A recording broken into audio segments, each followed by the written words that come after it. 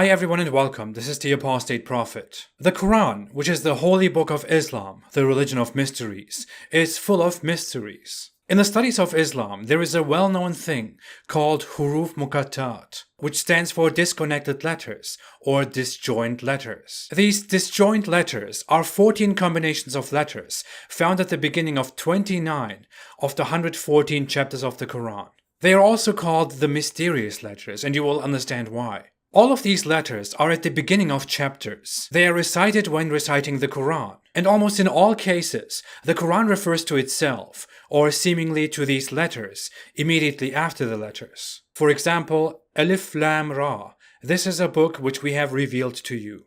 Alif Lam Meem. This is the book about which there is no doubt. Ta Sin Meem. These are the verses of the clear book. In only 3 out of 29, it doesn't. Alif Lam Meem. Allah. There is no deity except Him. There have been so many discussions on what these letters mean and why they are there. People who recite these verses recite those letters too, because they are in the Quran. But there is no consensus on what they actually mean. Of course, you could think that Allah probably communicates to the reader in a magical, mysterious way, and it's probably a miracle. Maybe it is a divine code reaching us through the different dimensions, from above the dome of the 7th heaven down to us humans who are located on a carpet known as the earth, which sits on the back of a whale which swims on the waters where Allah's throne previously used to float or swim on. Maybe aliens brought these letters. Maybe it is a different civilization from the future that is just messing with us and laughing about the efforts of Islamic scholars who are trying to decipher these letters. Maybe it is just nothing. In the face of such a mysterious thing, we would of course first look at the fundamental sources of Islam to understand what they mean. Maybe the Quran told us what these letters mean. Well, it didn't. Maybe Muhammad told us and his believers what these letters are about. He didn't. In thousands of reports of Muhammad, there is no single mention of these letters and what they mean. It seems very unimportant or self-explanatory to the people of his time. This means that these letters were either very common in his time, which is why no one ever asked him about it, or no one was interested and impressed. Or these letters were added after Muhammad's death, which is why there is no mention of them at all during his lifetime.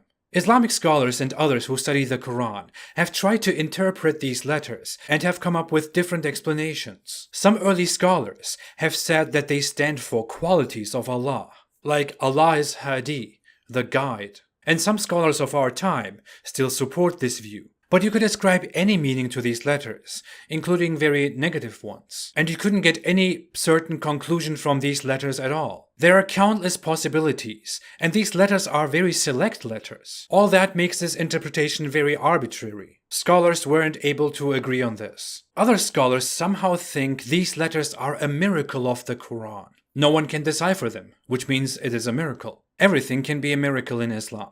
Sorry, everything is a miracle in Islam. But what kind of logic is that? I could write a book now and start every chapter with weird drawings and letters, and people could eternally try to figure out what those letters and drawings mean. If I conquered other nations in a very bloody way and forced my book as obligatory upon them. Others have suggested that this might just be some kind of exclamation to get the attention of the reader. That makes sense, but it's also kind of weird. Islamic mysticists have long claimed that these letters have some mystical meanings that we don't understand with our simple minds, meanings that are miraculous and glorious. They are the key of the Quran and are only shared with very few holy people among the Muslims, whom Allah guides and loves. Angels take care of these letters and reveal their life-changing meaning to these important, selfless, high scholars whom Allah has chosen. Mystics are known to say weird stuff like that. Some think these letters might be references to the names or contents of the chapters, but the general scholarly consensus is that no one knows for sure what these letters stand for. And we will probably never know until we die, and maybe Allah reveals their meanings to us when we are in heaven with our living sex dolls and wives. I have some problems with all that. First off, the Quran claims to be very clear and explained in detail. It says so several times. But there is nothing clear about these letters that are at the beginning of 29 Quran verses. Obviously, no one knows what they mean. The Quran somewhere explains, though, that its verses are very clear, and that there are some verses that are not clear, and that only Allah truly knows their meaning. These letters must be one of those cases, those verses that only Allah fully understands and knows. But let's say the Quran has actually these weird letters that no one can understand, that are only clear to the Almighty Allah, and He puts them in this book that is supposed to be a guide to humankind. What exactly is the point of that? If the Quran is the word of Allah, serving as a guide for mankind, and humans need to read it and follow it word for word, then why does it contain some weird letters that no one is supposed to understand? And why would this be a miracle? Why would it be a secret? Why would there be a secret code? What is the point? Is that some kind of hobby that Allah has? To put secret letters into the Quran that no one can figure out. And He is up there on His throne and watches all of us and goes, hehehe, they don't understand it, I'm so good. There really is no reason why the Almighty Allah, the creator of everything, would put mysterious letters only understood by Him into this book. Letters that don't mean anything, and even if they mean something, have no significance at all. But Allah will probably reveal it to the good humans once they go to heaven. Because that makes so much sense. You can really use that knowledge up there in heaven. You're a pious Muslim and you go to heaven, and Allah goes, hey, remember those letters in the Quran? This is what they mean. Nice, right? Oh, that's what they mean.